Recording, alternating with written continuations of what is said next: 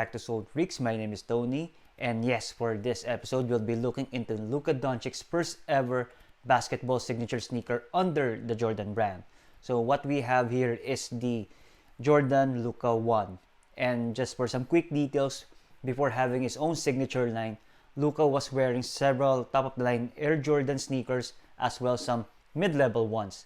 So we have the Air Jordan 34, the 35, and of course the 36 for the top of the line. And we have the Jordan Zoom Separate and the React elevations for the mid-level sneakers. So before having his own, he was wearing those in the past seasons. And now let's go for the appearance and materials that was used for the Luka 1. Now since I love red, so what we have here is a low top all red basketball sneaker.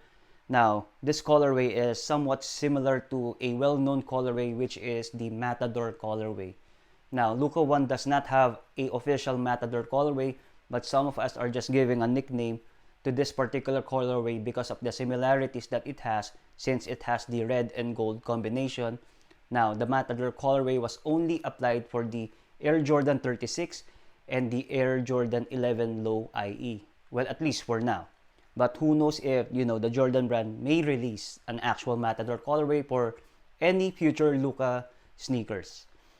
Now, let's go for the materials. Now, what we have here from the lateral side of the sneaker going to the forefoot area is a flight wire attached to a textile material.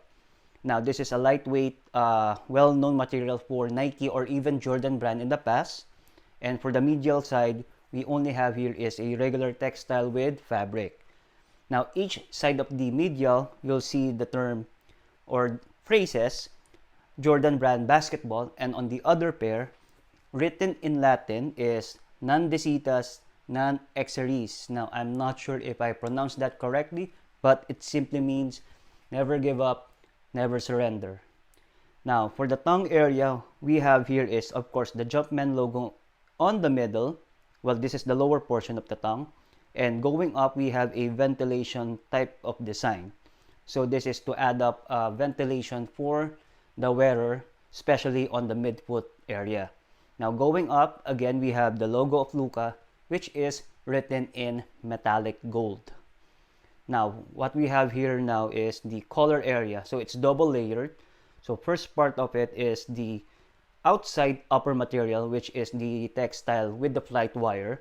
And inside is a thick cushion. So this thick cushion will give you a good lockdown while wearing the Luka 1. And we also, of course, have a pull tab here at the heel area.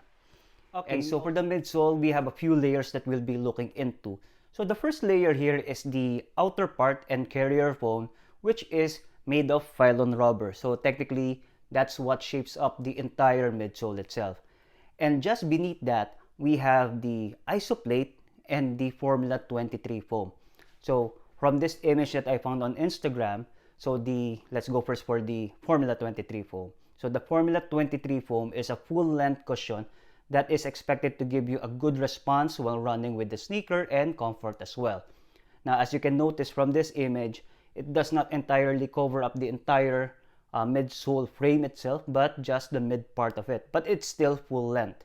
Now, unfortunately for this colorway, the Formula 23 foam and the outer sole material is of the same color, so you cannot see it from the entire side of the sole, but only a portion of it on the midfoot area right here.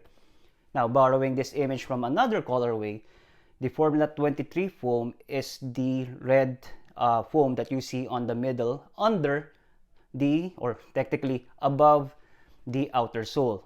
So this is the length of that foam itself. Now, up next here is we have the isoplate. Now, Luka is well known to do side steps and step backs, so they added the isoplate, which is an earlier findings or somewhat an improvement from the Jordan 34, 35, and the 36 version of the Eclipse plate. Now, the difference for this one is the isoplate is a full support from the midfoot going into a portion of the forefoot area. So this is on the same image or this same image from a colorway. The isoplate is extended from the midfoot area and going to the forefoot area. So also on the sole part. You'll see that this is a good support when you do those kind of moves. So if you're that type of player, this could be the sneaker for you, right? And lastly, since again we have the performance fit version of the Luka one, the outer sole here is made of XDR rubber. So this is good for outdoor courts. Now, of course, you can still use this on indoor courts, but on durability wise, this is better for outdoor courts. Now, technically, if you own the non-PF version, the Luka one, you can still use it from indoor and outdoor.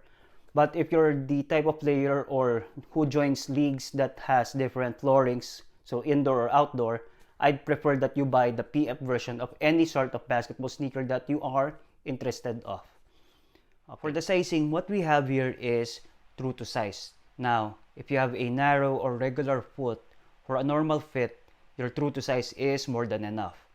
Now, if you have a wide foot, now they say that the Luka 1 PF is friendly for wide footers. I'd still recommend a half size up. Now, things I try to consider here is a full length basketball game, because on these aspects, it's very important to be comfortable for the whole game. So 4 quarters or 2 halves, it's very important to get that proper fit, that proper ventilation for your foot, because we have to avoid any unnecessary injuries as we play, right?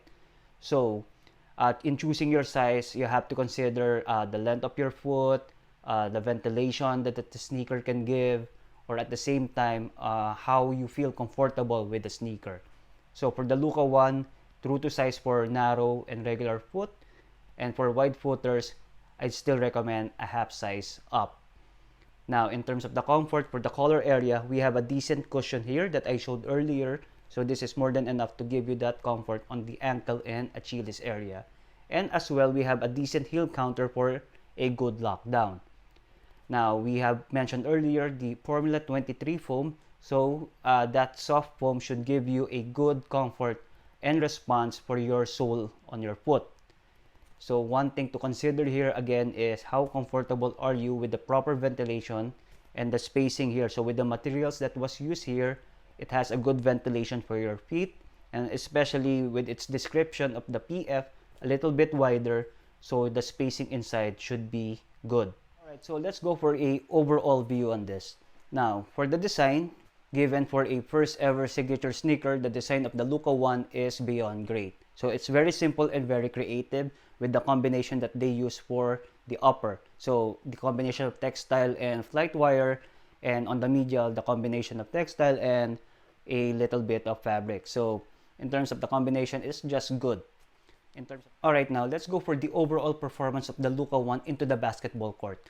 So first of all is the traction. So we have a great traction pattern here, and at the same time, it has a good grip on the ground and a fully supported on the heel area. So as you can see, it's a little bit arc here, so you also have a good support when you're making a run.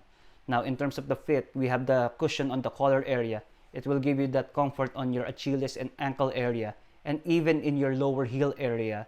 And with the decent enough heel counter here, you have a good lockdown for the sneaker. Now on the midfoot going to the forefoot, the ventilation is good given the materials that was used and how thin the flight wire there is, so it's very breathable inside. Now in terms of the support, we have the isoplate. Anytime you make any lateral movements, you have the herringbone and the isoplate here to give you that full support when you're making the move. Then again, Luka is that type of player that uses the step back and side step for his game, so that's why the Jordan brand adjusted the design for that specific basketball player. So that's a good sign that the Jordan brand is really engineering their sneaker for the player itself, but at the same time considering the comfort and at overall how it looks for, you know, a market appearance on that matter. Now overall, I have no regrets in buying the Luka 1, and I'm very happy that I purchased this one. And yes, it's very worth the buy because this was the most anticipated sneaker of 2022, and it still may be for 2023. And overall, we have a lot of colorways incoming, and yes, again, worth the buy. So I do hope that you have your own pair by now. Now, last season when we found out that Luka will be having his own signature sneaker, I'm sure all of us has been waiting to this day. Now, given earlier this season, there were a lot of colorways releases for the Luka 1, and in the future, of course, there will be more. So please do let us know what you think of the Luka one, the design, the performance, anything about the Luka ones, the materials that they use. Did Jordan Brand, did a good job on this as a whole? What are your expectations for the Luka 2? Are you expecting almost the same quality or a better one?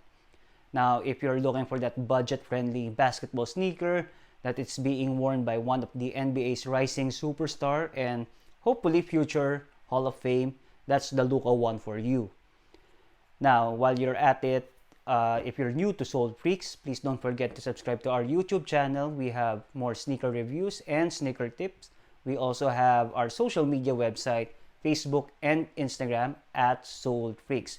So we also have contents there. Follow us there, and let's also communicate on that platform as well. We can also discuss any of the sneakers that we already done in the past. So yes, so again, thank you everyone for taking the time to watching this. My name is Tony, and here at Soul Freaks, what we always say, keep moving forward.